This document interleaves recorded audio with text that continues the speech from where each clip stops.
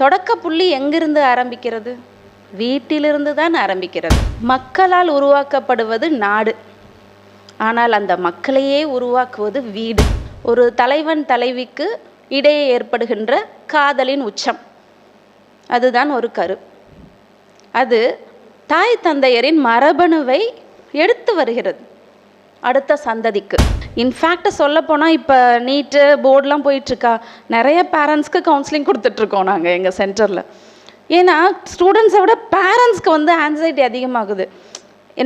என் பிள்ளையோட எதிர்காலம் இதில் தான் இருக்குது, கல்வியால் மட்டும்தான் என் பிள்ளை சாதிக்க முடியும், அந்த கல்வியை நல்லா படிச்சிடணும் என் பிள்ளை அப்படின்ற அந்த மன போராட்டம் என்னைக்கு வந்து டிவியும் மொபைலும் இந்த என்டையர் உலகமும் நம்ம கைக்குள்ளே வந்ததோ அன்னைக்கு வீடுகள் உறவுகளுக்கிடையே பிளவுகள் வர ஆரம்பிச்சது.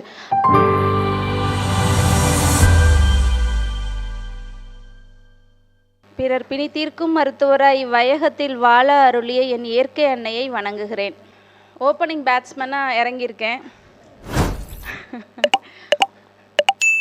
மகளிர் முன்னேற்றத்திற்கு பெரிதும் துணை நிற்பது வீடுதான், இதில் எந்த சந்தேகமும் இல்லை.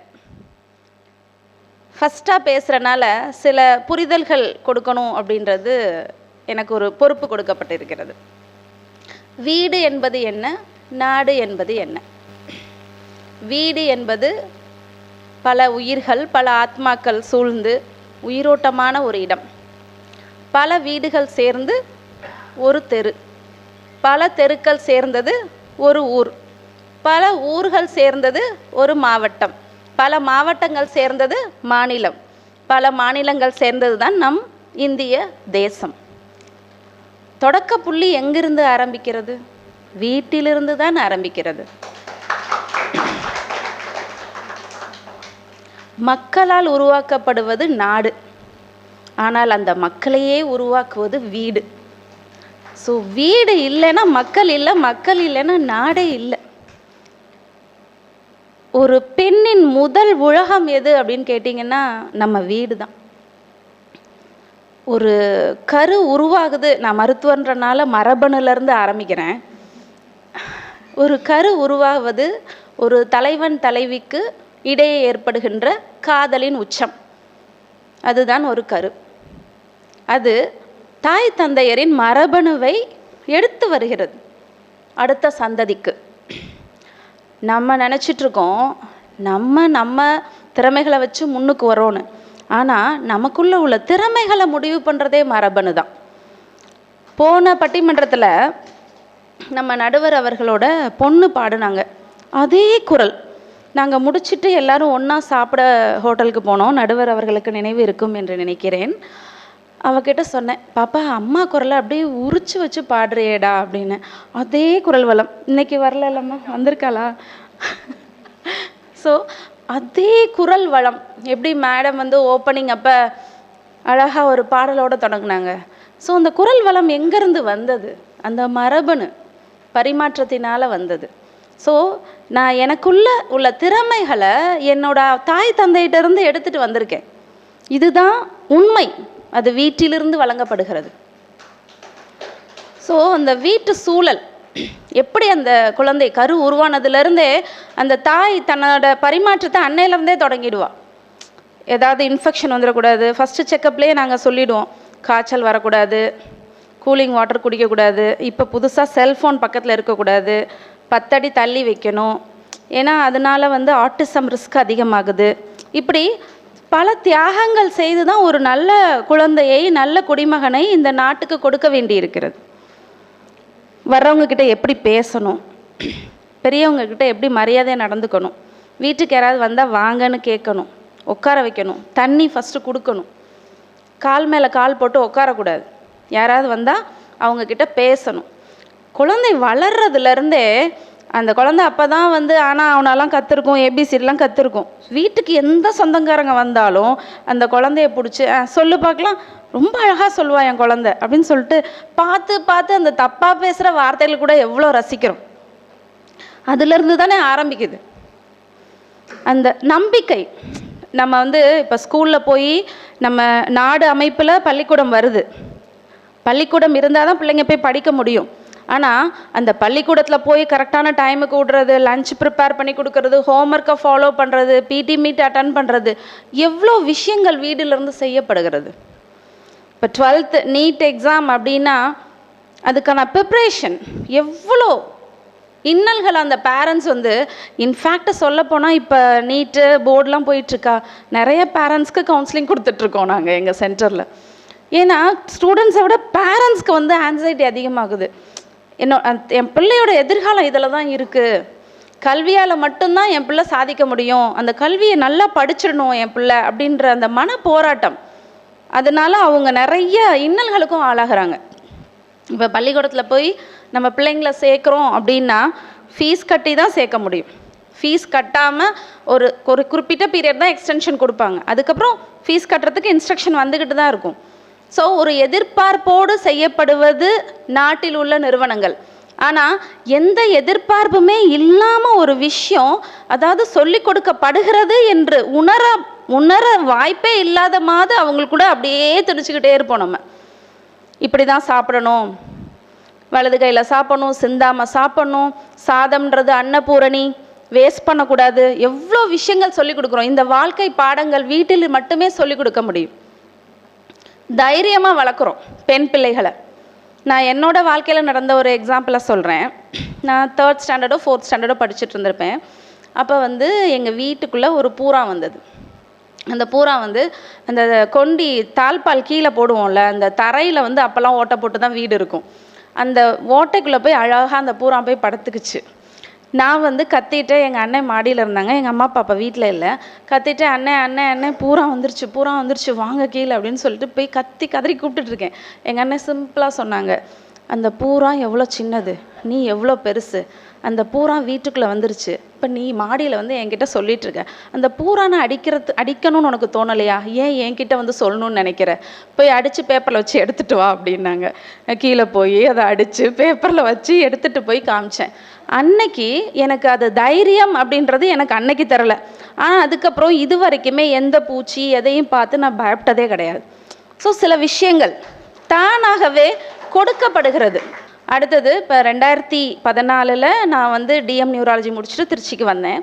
அப்போ 2 பேர் வச்சு தான் ராக்ஃபோர்ட் நியூரோ சென்டரை நான் ஸ்டார்ட் பண்ணேன். இன்றைக்கி ஒரு 12 வருஷம் ஆயிடுச்சு. இன்றைக்கி என்கிட்ட ஒரு 45 ஸ்டாஃப்ஸ் வந்து இருக்காங்க. அதுலேயும் மெஜாரிட்டி லேடிஸ் தான். இது நான் எம்பிஏ போனேன்னா, பிகாம் படித்தேன்னா, சிஏ படித்தேன்னா எதுவுமே இல்லை. நான் டாக்டருக்கு மட்டும்தான் படித்தேன். ஆனால் அவர்களையெல்லாம் சமாளிக்கிற திறன் எனக்குள்ளே எப்படி வந்துச்சுன்னு நான் யோசித்து பார்க்குறேன். எனக்கு 6th ஸ்டாண்டர்ட்லேருந்தே எங்கள் அப்பா வந்து டிஸ்ட்ரிக்ட் லைப்ரரி ஆஃபீஸர். அவர் எப்போதுமே ஒரு டைரி எனக்கு கிஃப்ட் பண்ணுவாங்க ஜான்வரி அன்னைக்கு. அதில் அன்பு மகள் வேணிக்கு வாழ்வில் நீ முன்னேற எனது வாழ்த்துக்கள் அப்படின்னு சொல்லி ஒவ்வொரு வருஷமும் ஏதாவது ஒன்று எழுதி அந்த டைரி கொடுப்பாங்க. அந்த டைரியில் உனக்கு என்ன வேணும், இன்னும் 5 வருஷம் கழிச்சு என்ன பண்ண போகிற, உன் வீடு எப்படி இருக்கணும், எது வேணாலும் நீ பயன்படுத்திக்கலாம். ஏன்னா டைரி எழுதுகிற பழக்கம்லாம் அப்போ கிடையாதுல்லவா. இப்போ தான் நம்ம வந்து சைக்காலஜியில் வந்து ஜேர்னலிங் பண்ணுங்கள், எழுதுங்க, செல்ஃப் இன்ட்ரோஸ்பெக்ஷன் பண்ணுங்கள் அப்படின்றத இப்போ தான் சொல்கிறோம். ஆனால் அன்னைக்கே எனக்கு அந்த டைரியில் நான் என்ன பண்ணுவேன்னா, அந்த குடும்ப மலர் வார மலர்லலாம் ஒரு பொது அறிவு வினாக்கள் வரும். அப்போ இருந்தே நான் டாக்டர் ஆகணுன்ற விதையை அன்னைக்கே எங்கள் வீட்டில் விதைச்சிருந்தாங்க. அப்போல்லாம் பார்த்தீங்கன்னா எம்பிபிஎஸ் படிப்புக்கு வந்து இந்த நீட் எக்ஸாம் கிடையாது. அப்போ ஜிகே கொஷின் ஒரு 10% கேட்பாங்க. அப்படின்னு நினச்சிட்டு நான் அதை எழுதி வச்சுட்டு இருந்தேன். ஒரு கிட்டத்தட்ட 5 டைரி எழுதியிருக்கேன். அதை எப்போ பண்ணுவேன்னா சண்டே உட்காந்து தான் பண்ணுவேன். அந்த சண்டே உட்காந்து பண்ணுற ஹேபிட் இன்ன வரைக்குமே கண்டினியூ ஆகி எல்லா சண்டேவும் நான் அந்த தமிழில் புக்கு எழுதுனேன்னு சொன்னாங்க பார்த்தீங்களா, எனக்கு மற்ற நாளெல்லாம் டைமே கிடைக்காது. அதனால் சண்டே மட்டும்தான் எனக்கு ஓபி கிடையாது. அந்த சண்டே ஹாஃப் டே கண்டிப்பாக எனக்கு வந்து ஒரு மீனிங்ஃபுல்லான இந்த விஷயத்த சொசைட்டிக்கு கொடுக்கணும்னு சொல்லிட்டு அந்த ஹாஃப் டேவை நான் இன்றைக்கி ஒதுக்குவேன். அதில் நான் வந்து புக் எழுதியிருப்பேன், இல்லை யூடியூப் பேசியிருப்பேன். ஸோ அந்த ஹேபிட் ஃபார்மேஷன் எனக்கு சின்ன பிள்ளையிலேருந்தே வந்திருக்கு. அதனால் என்னால் சண்டே கூட சும்மா இருக்க முடியாது. ஒரு 5 மணி நேரம் வேணால் ரெஸ்ட் எடுப்பேன். அதுக்கு மேலெலாம் ரெஸ்ட் எடுத்தால் எனக்கே ஒரு கில்ட்டு ஃபீல் வந்துடும். ஐயோ நம்ம எதுவுமே செய்யாமல் இருக்கோமே அப்படின்ற மாதிரிலாம் யோசிப்பேன். ஸோ இது எங்கேருந்து உருவாயிருக்கு அப்படின்னு பார்த்தீங்கன்னா, சின்ன வயசுலேருந்தே அதை வந்து கொண்டு வந்திருக்காங்க. எனக்கே தெரியாமல் எனக்குள்ள ஒரு தேடல், ஒரு புரிதல் எல்லாமே கொடுத்தது எனது வீடு தான்.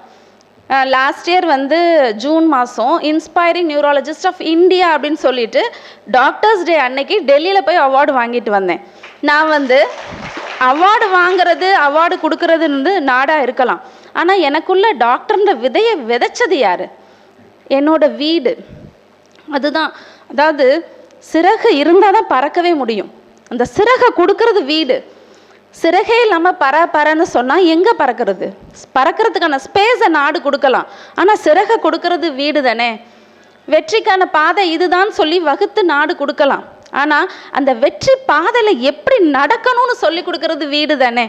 நம்ம கூட நம்மளோட முன்னேற்றத்தை ரசிக்கிறது வீடு தானே. இப்போ கூட நான் பேசுகிறத முசிறியிலேருந்து வந்து எங்கள் அம்மாவும் எங்கள் அண்ணனும் உட்காந்து கேட்டுட்டு தான் இருக்காங்க இந்த சபையில். ஸோ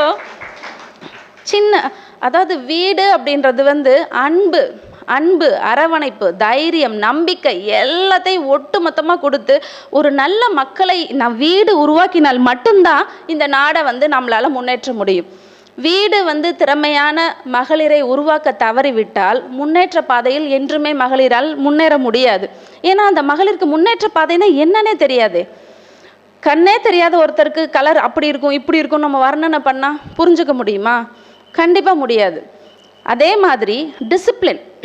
எந்த தாயும் தன்னோட குழந்தை கையில் கொடுத்து காசை கொடுத்து நீ போயிட்டு டாஸ்மாகில் ஆல்கஹால் குடி, கஞ்சா எடுத்துக்கோ. இப்போல்லாம் வந்து ஸ்கூல்ஸ்லேயும் காலேஜ்லேயும் போயிட்டு ஆன்டி ட்ரக் கமிட்டிக்கு ஒரு டாக் கொடுத்துட்டு வரேன். ஏன்னா ட்ரிச்சி தான் தமிழ்நாட்டிலே 2nd பிளேஸில் இருக்குது போதைப்பொருள் அடிக்ஷனில். ஸோ எங்கே போயிட்டுருக்கு? எதனால நம்ம நாடு இப்படி மாறுச்சு? நம்ம வீட்டில் உட்காந்து தாயம் பல்லாங்குழி இதெல்லாம் விளையாண்டுட்டு இருக்கும்போது எந்த விதமான இந்த மாதிரியான செயல்கள் இல்லை. என்னைக்கு வந்து டிவியும் மொபைலும் இந்த என்டையர் உலகமும் நம்ம கைக்குள்ளே வந்ததோ அன்னைக்கு வீடுகள் உறவுகளுக்கிடையே பிளவுகள் வர ஆரம்பிச்சுது. அதனால தான் இன்னைக்கு நம்ம பசங்களுக்கு கவுன்சிலிங் கொடுக்க வேண்டிய நிர்பந்தத்துக்கு தள்ளப்பட்டிருக்கோம். எது தப்பு எது சரி அப்படின்றதே தெரியல. இப்போ வந்து நிறைய சட்டத்திட்டங்கள் உருவாக்கியிருக்காங்க. இப்போ வந்து எதிரணியிலேருந்து இந்நேரத்துக்கு யோசிச்சுட்டு இருப்பாங்க, இவங்க வந்து ராக்ஃபோர்ட் நியூரோ சென்டரை வந்து எப்படி கட்டினாங்க, நாங்கள் தான் லோன் கொடுத்தோம் அப்படின்னு வந்து சொல்லலாம். ஆனால் அந்த லோன் கொடுத்தாலுமே அதுக்கு வந்து நான் ரீபேமெண்ட் வந்து கொடுக்க முடியுமா இல்லையா, என்னோடய சிபில் ஸ்கோர் எவ்வளோ அப்படின்றது இது எல்லாம் பார்த்து தான் நாடு உதவி செய்யும். ஆனால் வீடு அப்படி கிடையாது. எல்லாத்தையும் எனக்கு எல்லா திறமைகளையும் கொடுத்து இந்த நாட்டுக்கு தாரை வார்த்து கொடுத்துருக்கிறது. அப்படிதான். ஸோ எங்கள் வீட்டில் இருந்து இப்போ நான் புகுந்த வீட்டில் என்னோட அடுத்த தலைமுறை உருவாக்கி கொண்டிருக்கேன். அதை எப்படி உருவாக்கணும், எப்படி நீ முன்னேற்ற பாதையில் போகணும், உன்னை சுற்றி உள்ளவர்களை எப்படி முன்னேற்ற வேண்டும் என்ற அறிவையும் தெளிவையும் கொடுத்தது எனது வீடு தான். எனவே அன்பால் அரவணைத்து நம்பிக்கை என்ற விதையை என்னுள் ஊன்றி ஒவ்வொரு மகளிருக்குள்ளும் ஊன்றி மன வலிமையோடு முன்னேறி செல் என்று கூறும் குரல்கள் நம் வீட்டில் உயிரோட்டமாய் இருப்பதால் மட்டுமே மகளிர் முன்னேற்ற பாதைகள் செல்கிறார்கள். எனவே மகளிரின் முன்னேற்றத்திற்கு பெரிதும் துணை நிற்பது வீடுதான், வீடுதான், வீடேதான் என்று சொல்லி என் உரையை நிறைவு செய்கிறேன். நன்றி, வணக்கம்.